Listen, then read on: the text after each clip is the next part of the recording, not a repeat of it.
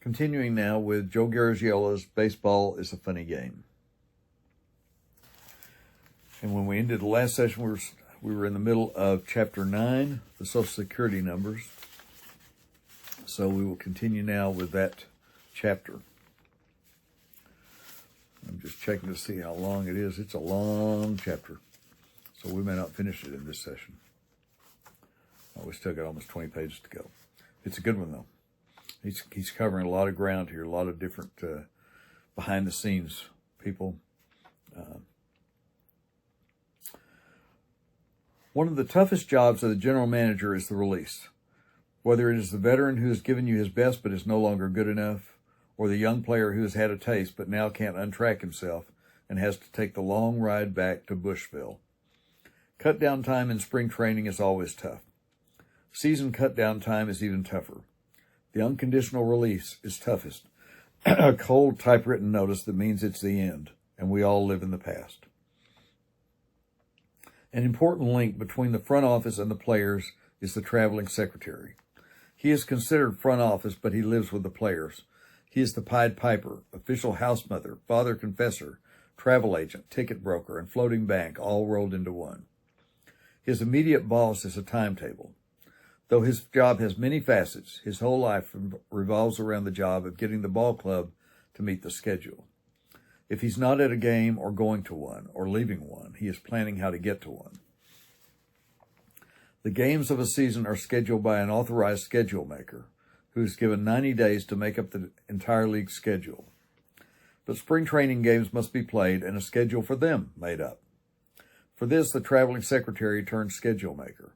It is at a meeting during the All-Star Game break that the next year's spring training schedule is drawn up among the secretaries. The clubs training in Florida get together, as do the clubs training in the West. There is no submitting a trial schedule. It is confirmed on the spot. The manager of the club won't know the spring training schedule until it is given to him. In contrast to the 90-day period for working out the regular schedule, this one is drawn up in a day. The secretary is the only man on the club who knows the timetables well enough to know if this trip or that trip can be made, and the regular schedule is submitted to both him and the general manager. The regular schedule is drawn up as single games, except for occasional holiday doubleheaders. It is now up to the GM and the secretary to schedule doubleheaders and create open days. The variety of the schedule is in the hands of these two men and their counterparts on the other clubs. Baseball has become a night sport. Each club plays a heavy night schedule, but the official schedule maker submits all single games as day games. The traveling secretary must know if a night game can be scheduled and tomorrow's city can be reached in plenty of time. Few of the secretaries ever see a complete game. Once a game starts, the traveling secretary becomes collector, tabulator, and league representative. Each turnstile is checked for admission after 4.5 innings for the paid admissions for that game. The visiting club gets 27.5 cents of each paid admission.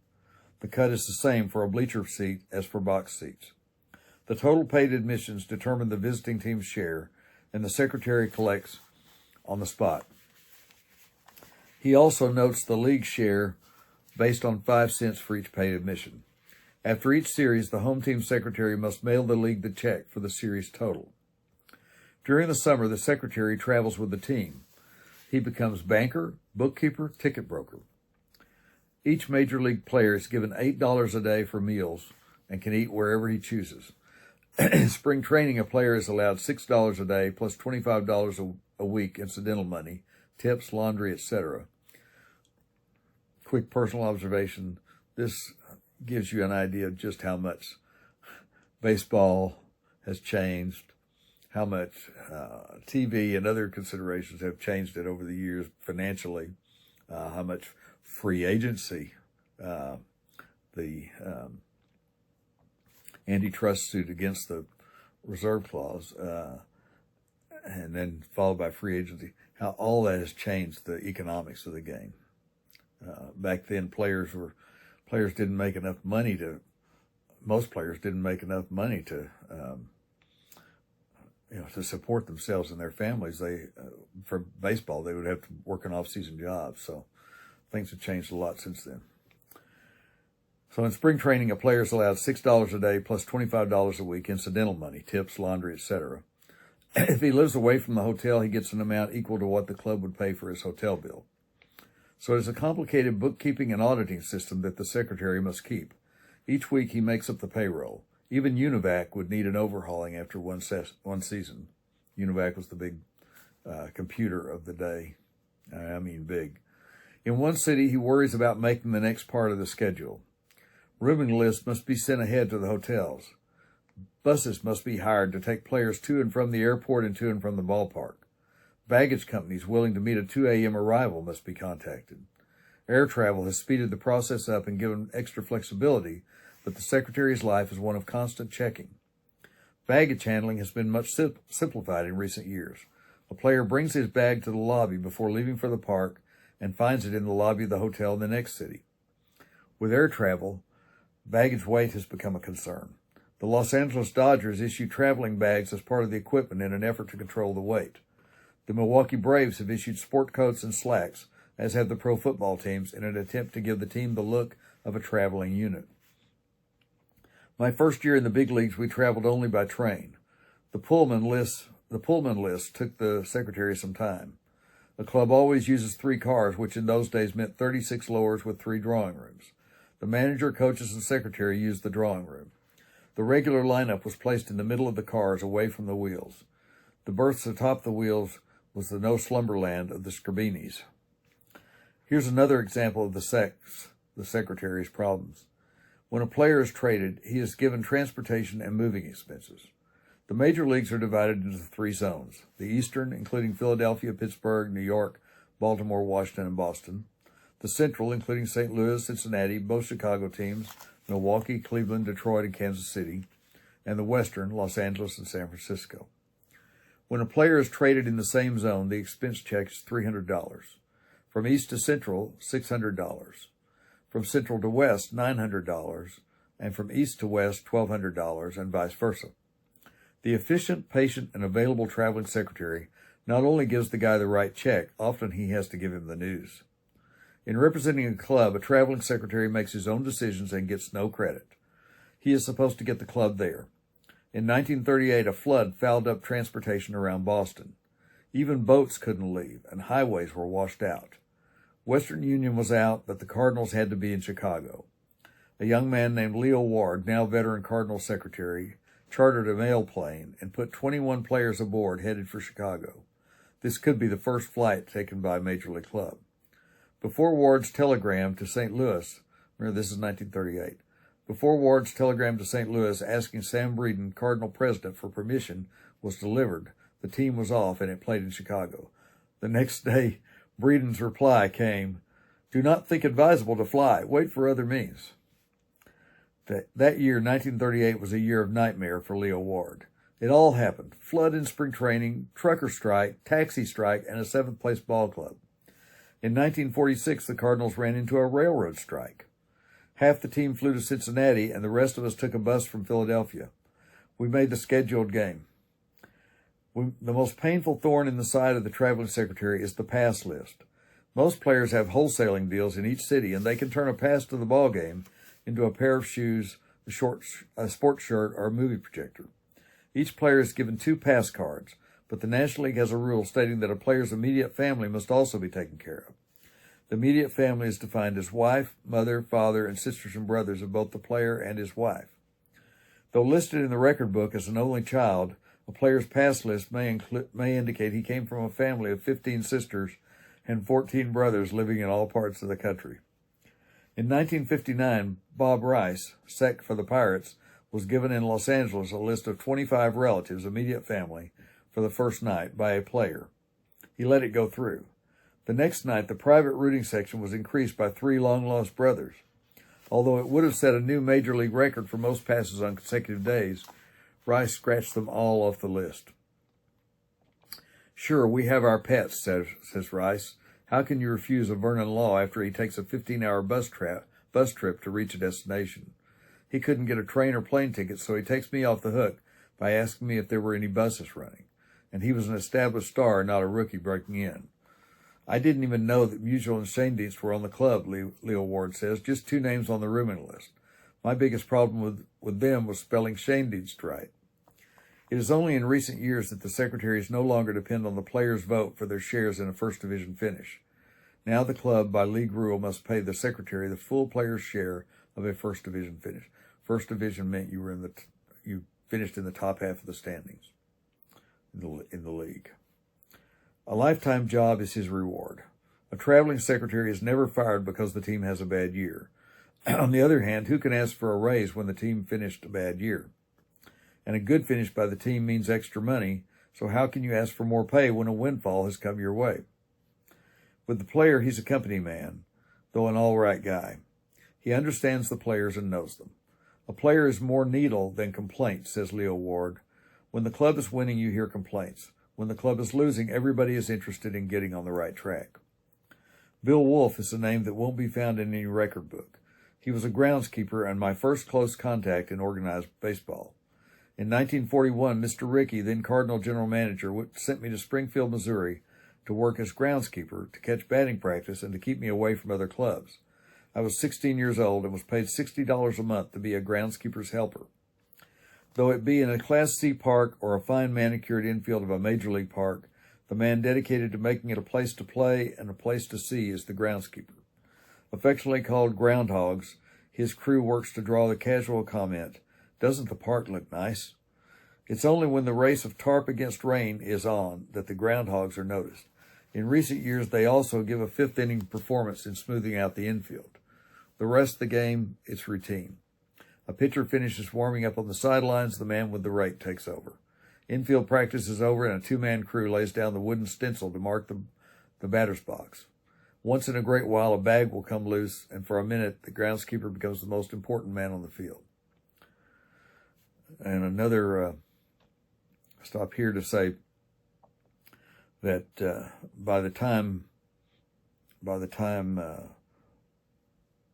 we got to Kansas City, 1962, and through the next few years, the groundskeeper was George Toma.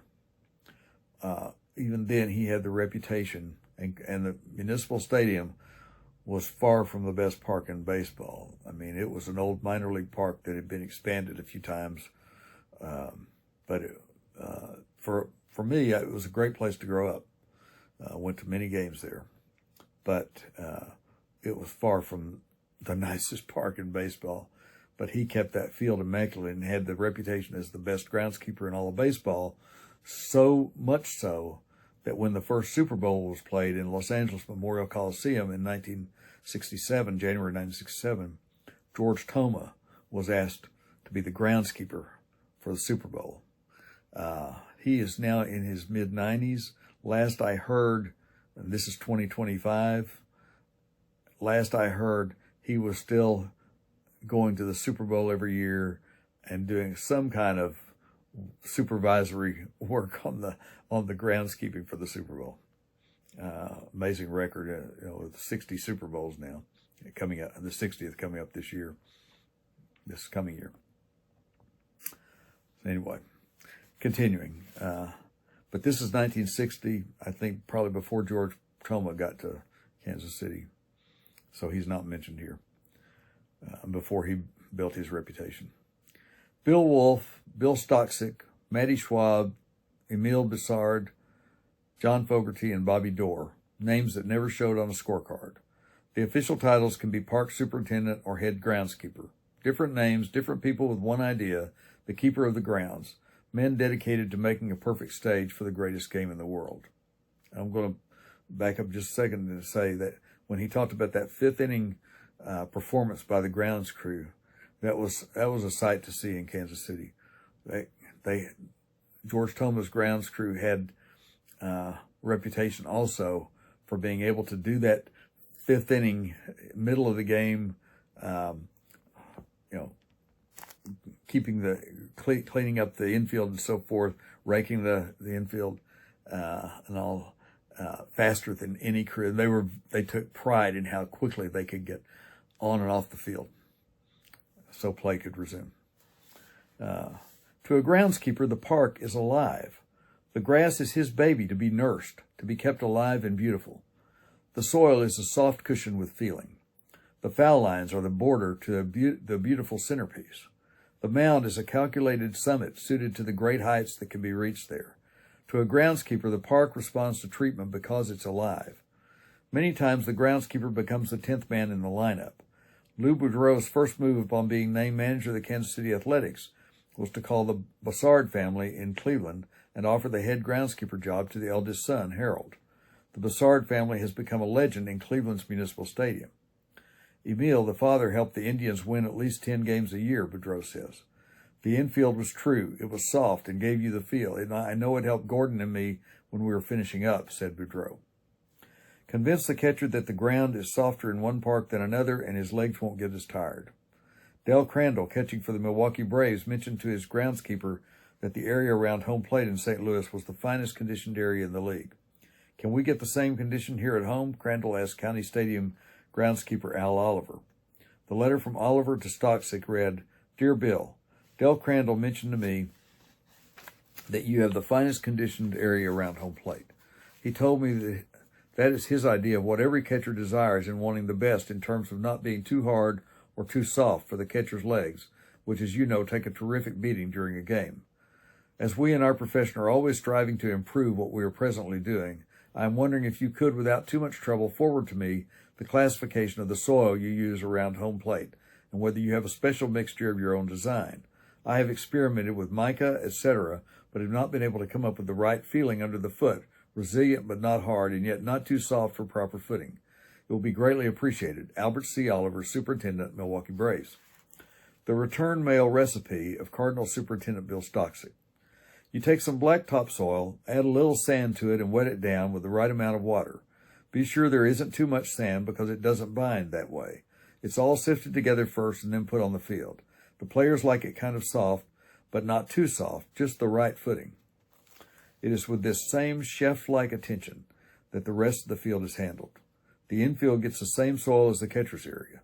The pitcher's mound has to be a little tighter, and clay is used here because the pitcher must be able to stop after taking a long stride and not slide each time he throws the ball. The outfield has the topsoil sand mixture, except that it is seeded. Stoksick seeds the field all the time using bluegrass, a bit of Bermuda, and a little perennial rye.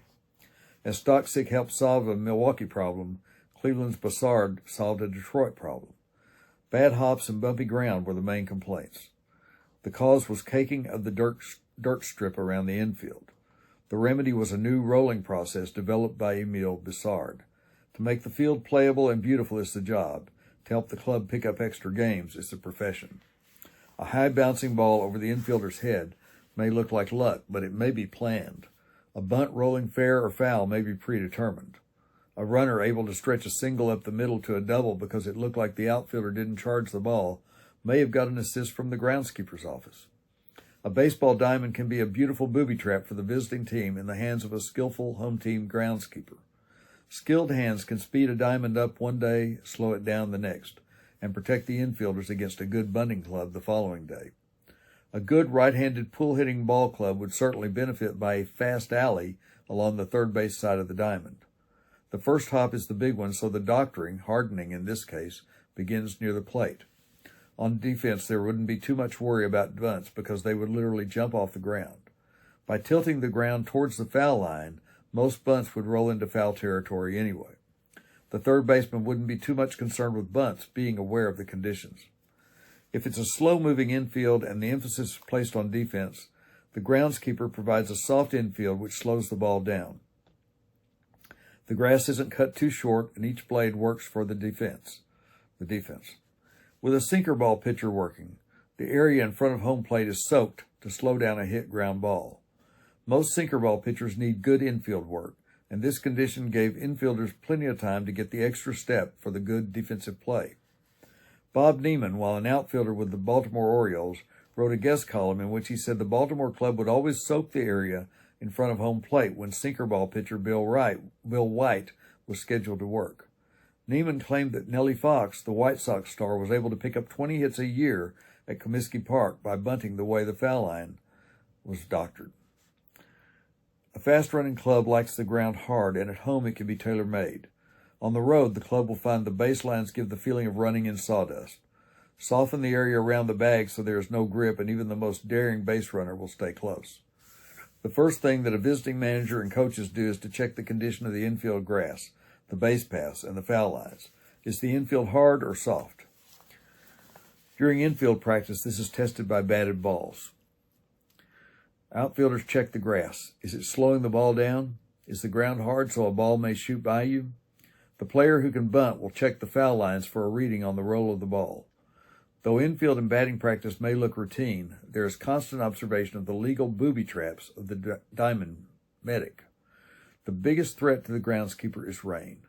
He keeps in close touch with the weatherman and protects the field before the game accordingly. During the game, each man of the ground crew has a specific job. Man your battle stations. Most crews have occasional team practice in rolling out the tarp. The most famous families among the groundskeepers are the Schwabs and the Bassards. Matty Schwab, for many years at Cincinnati, has a son with the Giants, first at the Polo Grounds and now in San Francisco. Emile Bassard is the dean of the American League, and one of his sons is the chief man with the Chicago White Sox. Each keeper of the grounds, with the pride of an artist, develops his own methods. Emile Bassard is most proud of his drag. It is 42 inches long by 16 inches wide, and it is made up of 1,000 10-penny nails. With this drag, all the soil gets the same touch. Bill Stoksick in St. Louis uses two kinds of drags to keep the infield in condition. One is a float board with steel on it, and the other is a steel drag that looks like a doormat. After the infield has been wetted down and before the players go on the infield for practice, depending on the condition of the ground and the humidity, Stoksick orders the proper drag. If you see no dust when a player is running or sliding, Stoksick is content. Unless there is a special reason, doctoring, the grass in St. Louis is cut every other day. It is cross-cut, making it look like a checkerboard. The beauty and cleanliness of the park is another part of the head groundskeeper's job. It takes a big and skillful crew to do the work. In St. Louis, a crew of 70, including 28 women, who clean the stands and dust the seats. These are among the Social Security numbers of baseball. No record is kept on their ability or performance. None has received a half vote for the All-Star game, but they too make baseball the game it is. And we will stop this session right here. We'll continue next time with the remaining 11 pages, I think 11 or 12 pages of Chapter 9 of Joe Garagiola's Baseball is a Funny Game, the Social Security numbers. Thank you for watching.